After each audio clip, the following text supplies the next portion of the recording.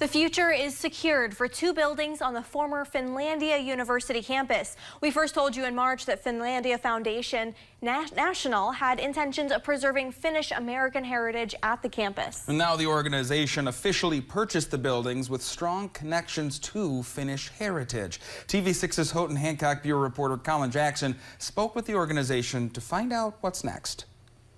Both the Finnish American Heritage Center and Northwind Books in Hancock are now owned by Finlandia Foundation National, which works to support Finnish culture through grants, scholarships, and programs. This is thanks to a $3 million campaign we told you about when it launched in September. The future of both establishments has been in question since Finlandia University closed. FFN's executive director says whether the foundation would help was not a question of if, but how. When we thought about what could happen to the collection there with no other interested parties, it just didn't ring true with our values of supporting Finnish American heritage and culture in the United States. The board made the decision there to step in and launch an initiative to save the Heritage Center, the contents of the archive. This includes the Finlandia Art Gallery, Finnish American Folk School, and the Finnish American Reporter. Staff will continue their employment, including Heritage Center Director David Mackey. Our plan is to grow and expand, both in terms of physical presence as well as collections. And we'll be able to do that through a variety of ways, not the least of which is a plan to eventually